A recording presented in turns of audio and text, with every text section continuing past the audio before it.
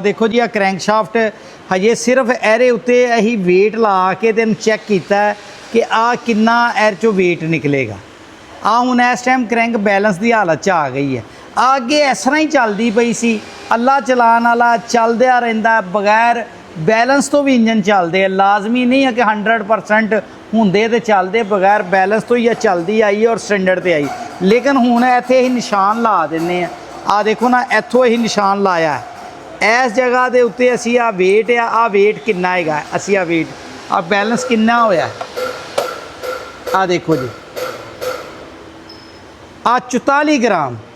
हुण 44 ग्राम जिहड़ा वेट है ना वो इस जगह ते घट हैगा ही, ते वध कित्थे हैगा, वध आ देखो क्रैंक तुहानूं आपे दसेगी वध कित्थे है।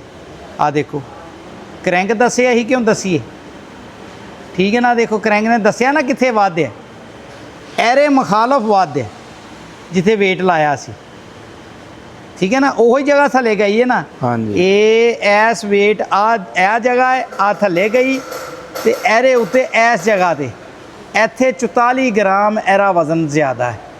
तो तुसी पता ही करना बेटा, इत्थे सारा सुराख ज़्यादा लग्या, एरा नहीं मारना एनू एनू एना आ जिन्ना वेट हुंदा है ना, वेट तो ज़्यादा तुसी हद तक मार सकते जी। इस तो ज़्यादा तुसी इहदे च सुराख नहीं मारना।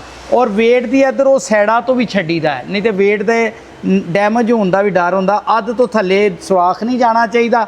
अगर आ 44 ग्राम सुराख चो निकला है, ना निकले तो एक सुराख एरा इस तरह करीदा, इत्थे मार लईदा, एक सुराख इत्थे मार लईदा। जिन्ना इधरों दूर है इनू थोड़ा जिहा होर कर लेने, इत्थे कर लेने इस तरह।